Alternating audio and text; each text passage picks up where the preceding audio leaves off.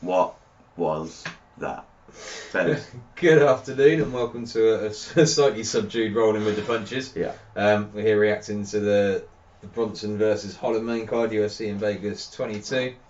Bit of a snoozer towards the end, very strange fight. Now let's get into it. As always, if you don't want spoilers, go back, watch the card, and then come back and see us. So in the main event, Derek Brunson beating Kevin Holland by decision in the fifth after the fifth round. What? Very weird fight. What was that? I mean, granted, I know like Holland's known for the smack talk and him acting like an idiot. Yeah, I get this. Yeah, big mouth Holland. But he did not take this fight seriously at all. No, Not a serious bone in his body. And what we did see of him on the feet was fantastic. Obviously, for those short bursts, I genuinely shot up and was like, this could be it. And at one point, we looked like we were going to have a finish. Yeah, he was clearly dominant on the feet. Absolutely, but the striking was levels ahead, which you're going to expect from a guy whose sort of main discipline is kung fu. But yeah, Brunson just by showing himself by far to be the more well-rounded fighter. And as you say, Kevin Holland just didn't look like he'd taken the fight seriously at all. Every time Brunson went for a takedown, he just sort of accepted the position, stayed on his back, didn't really attempt to get up. Even in the clinch, the man just wanted to seem like he wanted to prove himself in each position he was put in. Yeah. And it was not working. It didn't work out for him. No, Derek Brunson is the bigger and stronger dude. I mean, Holland weighed in at 183, I think, for this fight, which he says is his walk-around weight. I've got no reason to disbelieve him, so he doesn't look like a very big guy. No. He has mentioned since the fight that he's considering going down to welterweight, which, I mean, if he can make that weight, he could be a problem down there. A guy with his size and reach, down at welterweight where there aren't too many strikers near the top end of the division, like if he can hold off the welterweights and stop them being able to pin him to the floor, he might stand a good chance still welterweight. Yeah.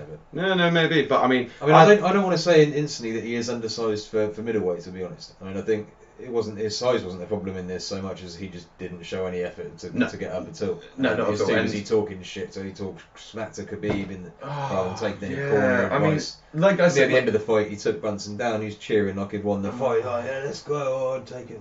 Like, granted, it's the first time Brunson's been taken down at middleweight, so it's not nothing. The thing is, if he had come out and won this, we would have been talking a completely different talk. Yeah, if he had come out and won this, talked this smack talk, and proven himself, fine. You've got Granny more. Will should be a wagon. Well, he didn't look like he was going to close to winning that fight. And now he's lost his 5-win streak, which is, I mean. He's got no. I mean, this could have been his time to make a run at the title. Yeah, definitely. I mean, he was ranked 10th going into this. Had he beaten Brunson, who I think was ranked 7th. As I said yesterday, I think maybe one more win, and he probably would have been fighting for a title against Adesanya. And I would have loved to have seen that fight. Yeah, as it stands now, I think he needs to decide whether he does want to. I mean, again, he's said in his post-fight interview that he never said he wanted to be champ. He just wants to have fun, and if that's the case, all power to him. But that was not a fun fight to watch. I mean, the first sort of couple of minutes, granted, were quite entertaining. He was doing his normal thing, talking his shit. It was entertaining. I was like, oh yeah, he's going to smash it now. He was leaning fully into his stand-up, and he was looking good. But that was, I'll say, 2-3 minutes of the first round.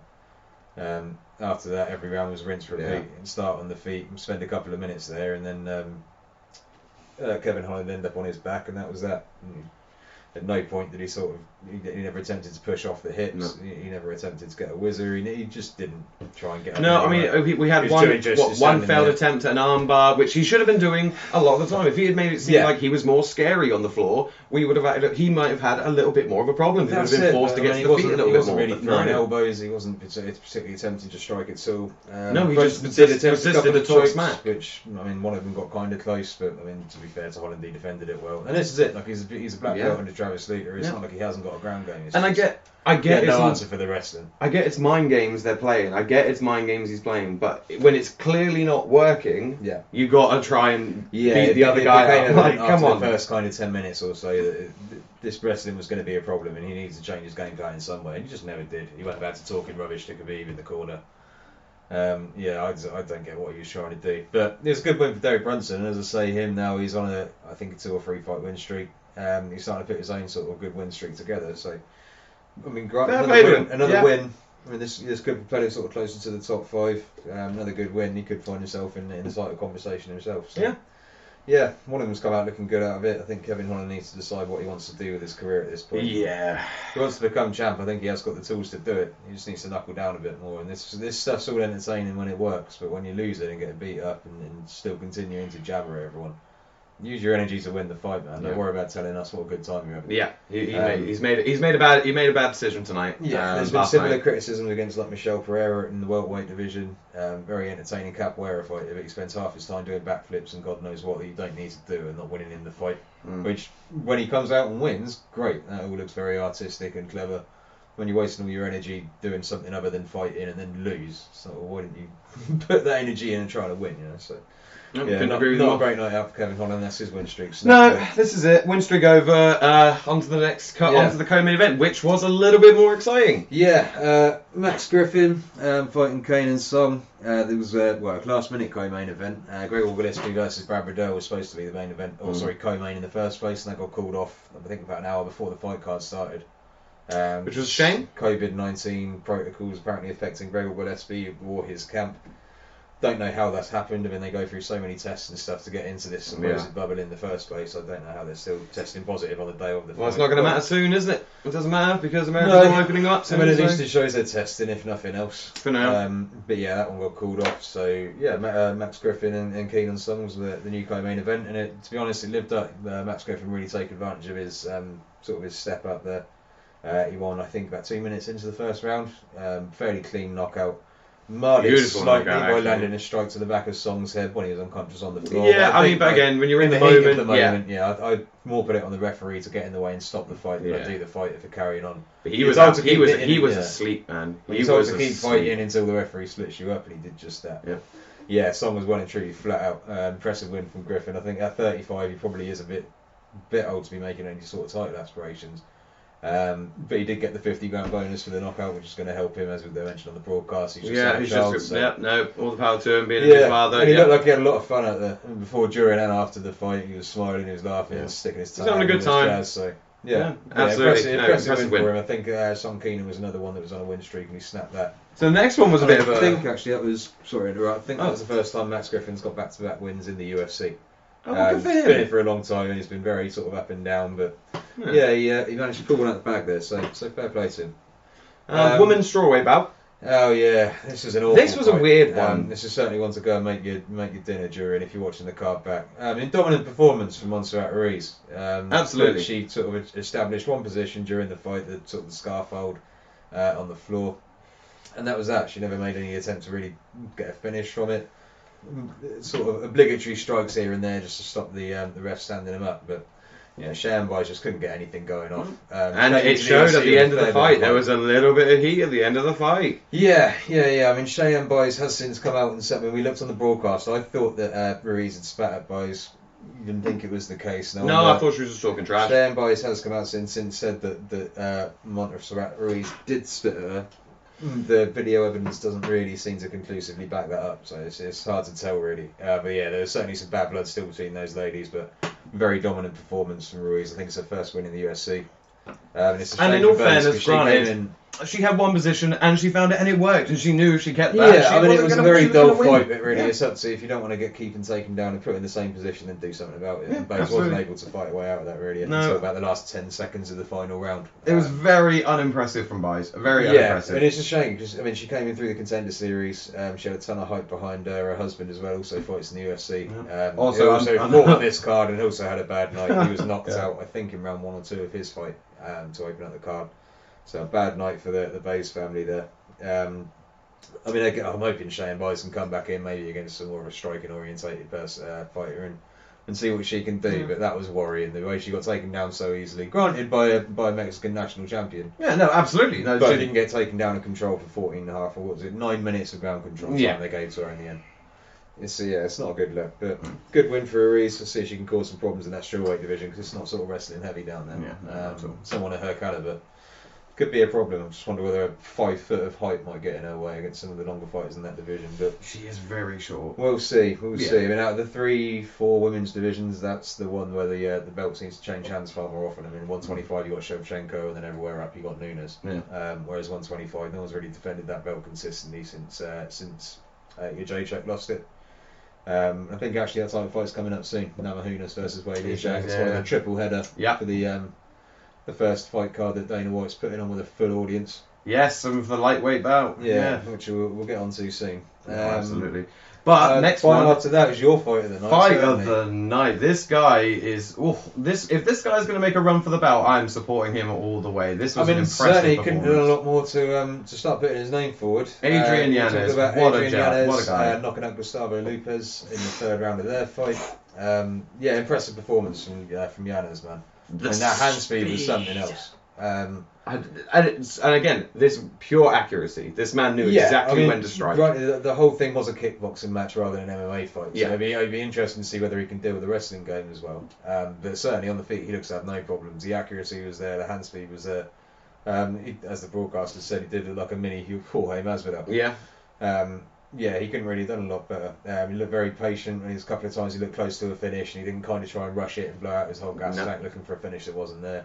But he got it. He got it clean. He stalked down Lopez for 3 rounds. And look, to be fair to Lopez, he was game. It doesn't look like he was going away anywhere that whole fight. It's just his guard was pretty much non-existent. I don't understand what he was doing. Like he wasn't checking absolutely anything. He was just taking the shots, and I don't understand what was going on. He was winding up his punches too much. He wasn't setting anything up. And Yanez was just the countering him all night long. That sort of right-left counter was money.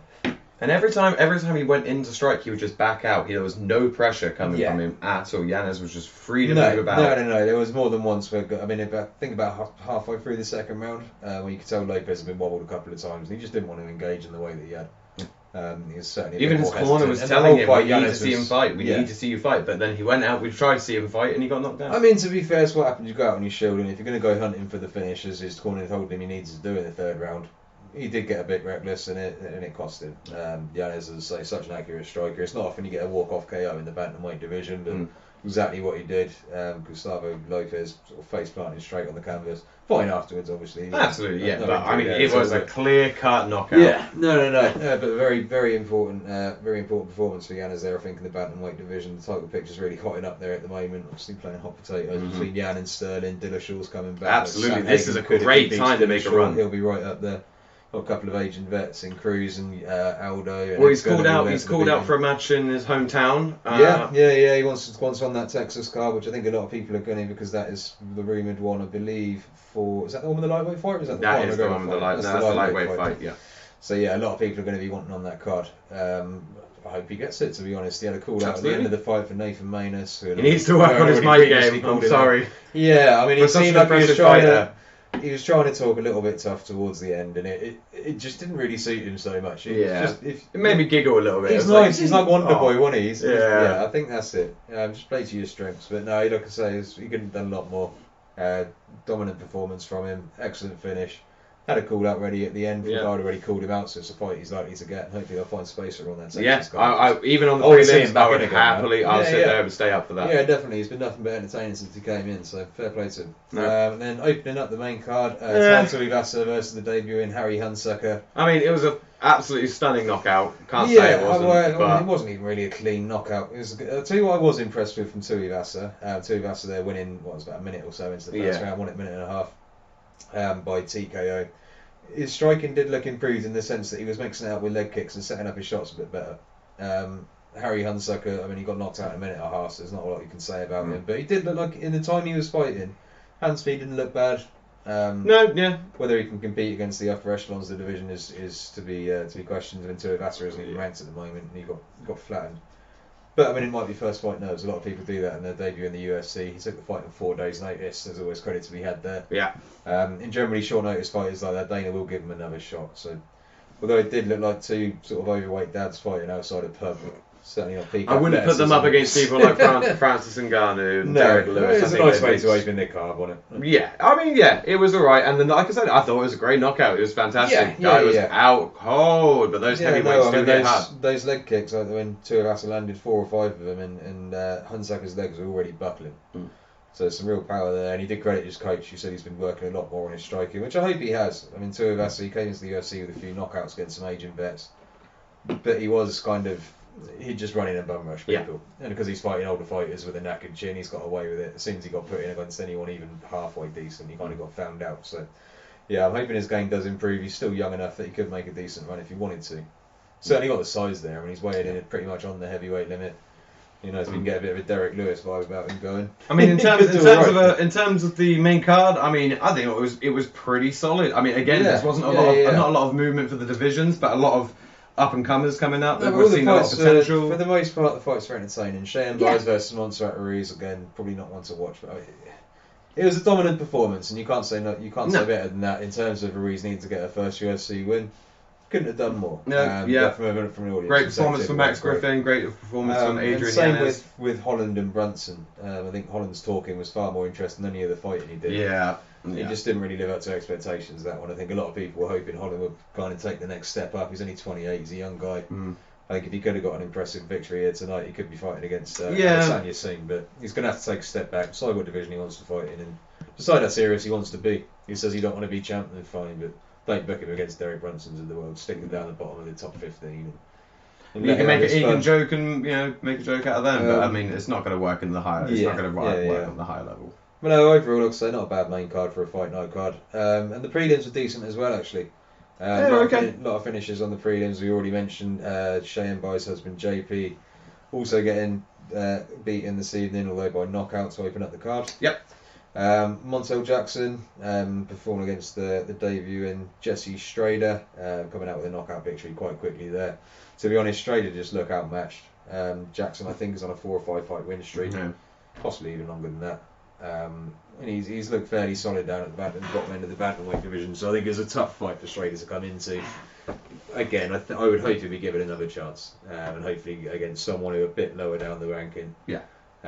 Hopefully someone else who's also got sort of a similar tenure in MMA. I think that was his this is it. When you're putting people against people who have been in the UFC for just even if they've had 5-6 more fights, they just understand the game. They've been playing this game for a little bit longer than guys who are just coming in fresh. Everyone seems to suffer from these first fight nerves. I mean, even people like Eddie Alvarez, when he first came into the UFC, got beat fairly convincingly by Donald Cerrone. Then he went on to win the title. Yeah. A lot of people have done it where they've come into the UFC, they've played it very safe in their first fight, or even had an upset loss in their first fight. But yeah, Strader could still come back again. I hope he don't go the way of like sort of Reece McKee and John Phillips, who came in recently and just got smashed repeatedly. We shall see. But yeah, good win for Montel Jackson there. It's only going to propel himself forward. Might even find himself with a number next to his name soon, which would be good. Potentially, yeah. Trevin Giles beating Roman Dolidze by decision. Dolidze's middleweight debut. To be fair to Roman Dolidze, he looked good in the first round. His striking looked diverse. His wrestling defense didn't look too bad. But going onwards, as soon as he hit sort of 6-minute mark, he just looked gassed out. Trevin Giles experienced enough in middleweight by now to take the decision there. Probably could have finished it a couple of times in the third round, and just for whatever reason, his fight IQ was terrible. But he did do enough to put out the win, so... Again, credit is where credit's due. He won the fight. Yeah. He won the fight. That's what he's paid to do. So that's what more can you say about it? Grant Dawson had an impressive fight though. Yeah, man. Handed Leonardo Santos his first UFC loss. Santos has been in the UFC I think for 8 years and had 6 fights, so he's been very inactive. But he has proven very tough to beat. Kevin Lee is a former title contender. Leonardo Santos had a win over him. So yeah, great one for Grant Dawson. 17-1 he's sitting at now as well. So an impressive record, and it was his debut at lightweight. So coming up from featherweight. Yeah, what more can you say? That was a great performance. I think he got a performance of the night bonus for that as well, so an extra 50 grand in his back pocket. So yeah, I'll be looking forward to see what he can do. Obviously, lightweight is kind of stacked towards the top end of the division, but here's another one where there's a lot of movement. Yeah, if we see more performances like that, we're going to see numbers next to his name. We're going to see him moving up the ranks. Yeah, definitely. Yeah, I want to see it. I would love to see what he can do. Probably need more than one win to get ranked in the top 15, but he certainly can't be far off. Maybe even cool for a ranked fighter next, someone down near the bottom end of that division.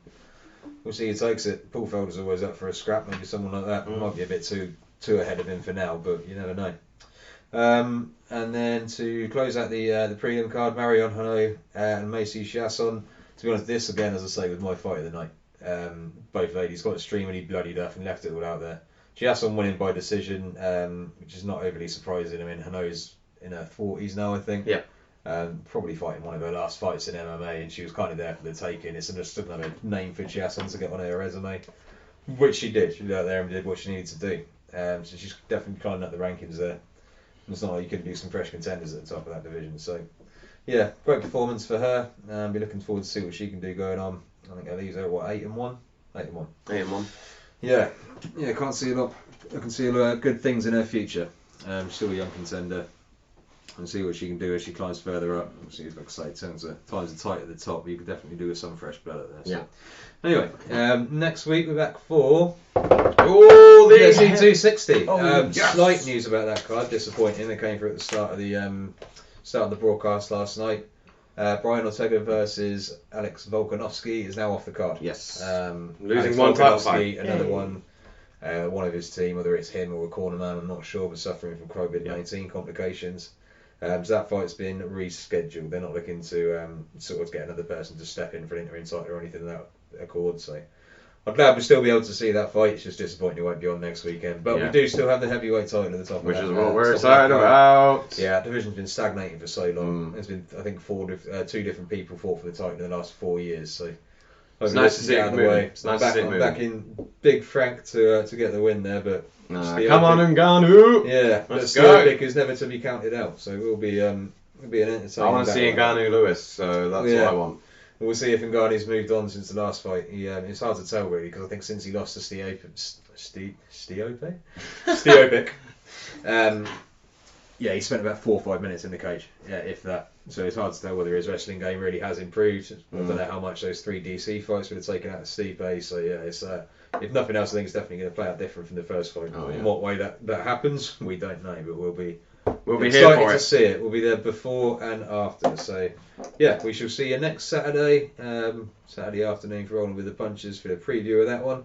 See you soon, guys. Peace out.